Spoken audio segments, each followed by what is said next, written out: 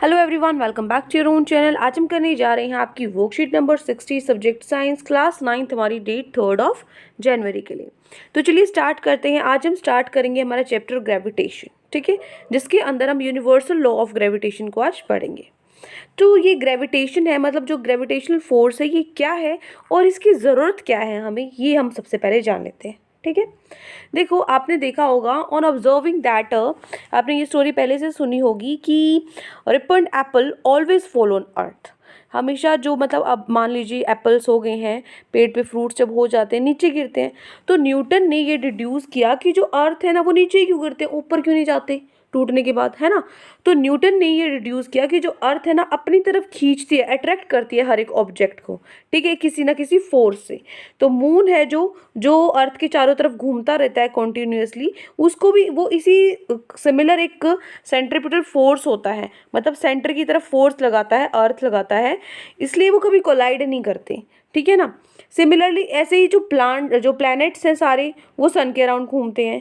तो इन फैक्ट्स के बेसिस पे न्यूटन ने कंक्लूड किया कि जितने भी ऑब्जेक्ट्स हैं यूनिवर्स में एक दूसरे को अट्रैक्ट करते हैं, और ये जो फोर्स ऑफ अट्रैक्शन है और दो ऑब्जेक्ट्स के बीच में, इसी को हम क्या बोलते हैं, ग्रेविटेशनल फोर्स बोलते हैं, ठीक है ना। आपस में एक दूसरे को क्या करती हैं, एक दूसरे की तरफ खींचती हैं, ठीक है। So universal law of gravitation क्या है। देखो, हर एक जो ऑब्जेक्ट है, मान लीजिए हम हैं, अब हम आराम से चल पा रहे हैं, ठीक है, रह पा रहे हैं, हवा में नहीं उड़ रहे, राइट। तो ये ग्रेविटेशनल फोर्स की वजह से, क्योंकि अर्थ हमें अट्रैक्ट करके रखती है, इसलिए हम ज़मीन पे आसानी से चल पाते हैं। ये नहीं होगा तो हम उड़ते फिरेंगे बिल्कुल, ठीक है। तो ग्रेविटेशन क्या करता है, बांध के रखता है हर चीज़ को। अब देखो, यूनिवर्सल लॉ क्या है, हर एक जो ऑब्जेक्ट है यूनिवर्स में एक दूसरे को अट्रैक्ट करता है, attract every other object with a force, किसी ना किसी फोर्स से अट्रैक्ट करता है। वो जो फोर्स होता है ना, वो प्रोपोर्शनल होता है किसके, प्रोडक्ट ऑफ देयर मासेस, जो उनके मासेस का प्रोडक्ट है, मतलब m1 m2, दो दो ऑब्जेक्ट्स के बीच में फोर्स लग रहा है, उनका product, and inversely proportional to the square of distance, distance का स्क्वायर, आर स्क्वायर लिख लो या फिर डी स्क्वायर लिख लो, ठीक है।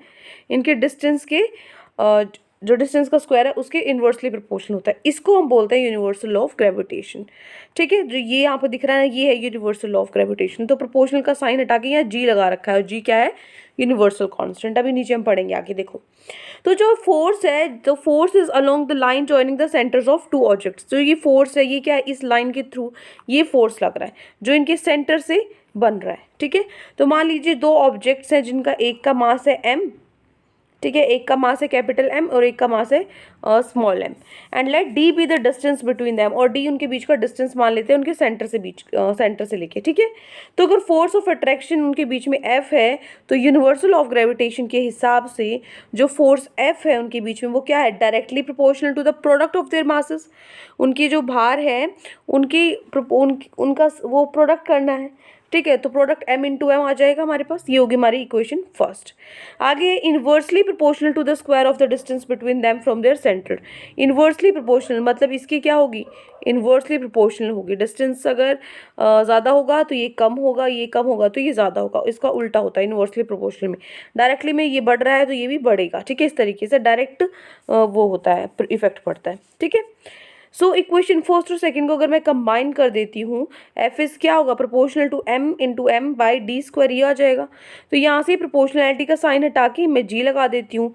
तो जो ये g है, ये क्या है, प्रोपोर्शनलिटी कांस्टेंट है, जिसको हम बोलते हैं यूनिवर्सल ग्रेविटेशनल कांस्टेंट। क्या है ये, ग्रेविटेशनल कांस्टेंट है ये, और इसकी वैल्यू क्या होती है, 6.673 इंटू 10⁻11 न्यूटन मीटर स्क्वायर पर kg स्क्वायर, ठीक है।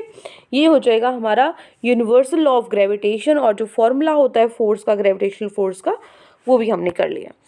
अब बात हो गई ग्रेविटेशनल फोर्स होता क्या है, ठीक है, यूनिवर्सल लॉ ऑफ ग्रेविटेशन हो गया। अब इसकी ज़रूरत क्या है, इंपॉर्टेंस क्या है यूनिवर्सल लॉ ऑफ ग्रेविटेशन की। देखो, जो यूनिवर्सल लॉ ऑफ ग्रेविटेशन है, ये बहुत सारे फिनोमिनास को बताता है, एक्सप्लेन करता है। उसमें से कुछ हैं, पहला है the force that binds us to the earth. वो फोर्स जो हमें अर्थ से बांध के रखता है, वो क्या है, ग्रेविटेशनल फोर्स, पहला पॉइंट। दूसरा, जो मोशन है मून का अराउंड द अर्थ, जो मून है वो घूमता रहता है अर्थ के चारों तरफ, ये भी ग्रेविटेशनल फोर्स की वजह से हो पा सकता है। तीसरा, the motion of the planets around the sun, जो प्लैनेट्स हैं वो सन के अराउंड घूमते हैं, वो भी क्या है, इसी फोर्स की वजह से होगा।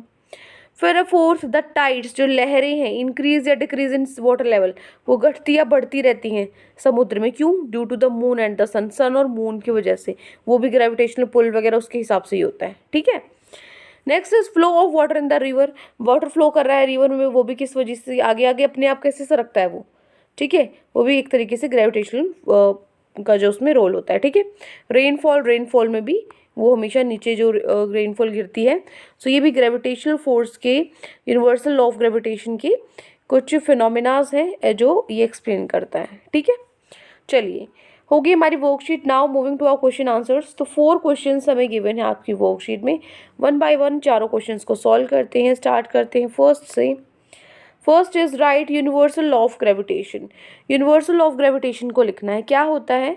Every object in the universe attract every other object with a force. हर एक जो ऑब्जेक्ट है यूनिवर्स में, वो किसी दूसरे ऑब्जेक्ट को अपनी तरफ अट्रैक्ट करता है किसी ना किसी फोर्स से, जो प्रोपोर्शनल होता है उनके प्रोडक्ट के मासेस से, ठीक है, और इन्वर्सली प्रोपोर्शनल होता है डिस्टेंस के स्क्वायर से, ठीक है।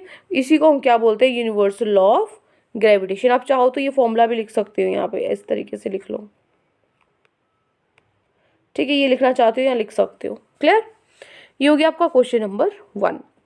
Next, moving to our question number 2। Second question है, what is the importance of universal law of gravitation. क्या इंपॉर्टेंस है, अहमियत क्या है यूनिवर्सल लॉ ऑफ ग्रेविटेशन की? तो जो यूनिवर्सल लॉ ऑफ ग्रेविटेशन है वो एक्सप्लेन करता है बहुत सारे फिनोमिनास की। उसमें से कुछ हैं, जैसे पहला है the force that binds us to the earth, वो फोर्स जो हमें अर्थ से बांध के रखता है। दूसरा, the motion of the moon around the earth, जो मोशन है मून का अर्थ के चारों तरफ, ठीक है। थर्ड है the motion of the planets around the sun, जो प्लैनेट्स घूमते हैं सन के अराउंड, वो भी इसी पे डिपेंड करता है। फोर्थ है द टाइड्स, जो लहरें होती है घटती या बढ़ती रहती है वाटर लेवल में समुद्र में, वो भी मून और सन की वजह से, ठीक है। नेक्स्ट है flow of water in the river, river में जो वाटर फ्लो करता है। और सिक्स्थ है फॉर रेनफॉल। ये सब किसको फॉलो करते हैं? यूनिवर्सल लॉ ऑफ ग्रेविटेशन को। क्लियर हो गया सेकेंड क्वेश्चन। नेक्स्ट है question number 3। What would have happened if there was no gravitational force? Write your views. क्या होता कि अगर ग्रेविटेशनल फोर्स ना होता? आपकी क्या आपके हिसाब से आपकी क्या राय है इसमें? तो देखो, if have no gravity force, अगर हमारे पास कोई ग्रेविटी फोर्स नहीं होगा तो जो एटमॉस्फेयर है वो ख़त्म हो जाएगा, डिसअपियर इनटू स्पेस में चला जाएगा। तो जो मून है वो अर्थ से कोलाइड करेगा, क्योंकि अर्थ, जो अभी मैंने बताया था ऊपर, ग्रेविटेशनल पुल वगैरह की वजह से ही वो उसके चारों तरफ घूमता है कॉन्टिन्यूसली, वो नहीं घूम पाएगा तो आपस में टकरा जाएंगे। इसलिए जो अर्थ है वो स्टॉप रोटेटिंग, वो रोटेट भी नहीं करेगी और हम वेटलेस भी फील करेंगे, ठीक है, जैसा वेट है ही नहीं। जो अर्थ है वो सन से भी कोलाइड कर देगी। As a consequence we would all perish. मतलब रिजल्ट क्या है सबका, जो कंक्लूजन है वो क्या है? वी विल ऑल पेरिश, हम सब डिस्ट्रॉय, नष्ट हो जाएंगे, खत्म हो जाएंगे, ठीक है। ये हो गया आपका क्वेश्चन नंबर 3। लास्ट क्वेश्चन है आपका क्वेश्चन नंबर 4।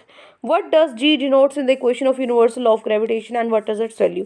जी क्या डिनोट करता है यूनिवर्सल लॉ में, ग्रेविटेशन में? देखो, जी क्या है? प्रोपोर्शनैलिटी कांस्टेंट है, जिसको हम बोलते हैं यूनिवर्सल ग्रेविटेशन कांस्टेंट, ठीक है।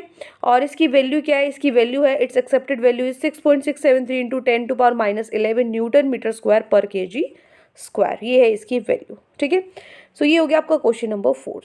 तो ये 4 क्वेश्चंस आज आपकी वर्कशीट में गिवन थे। आई होप आपको अच्छे से समझ में आ गए हैं। कोई भी डाउट है किसी भी क्वेश्चन में तो कमेंट सेक्शन में आप मुझसे पूछ सकते हैं। और अगर आपको लेक्चर अच्छा लगे, चैनल को सब्सक्राइब कर सकते हैं, वीडियो को लाइक कर सकते हैं। आज के लिए इतना ही, मिलते हैं नेक्स्ट वीडियो में। Till then take care, bye bye.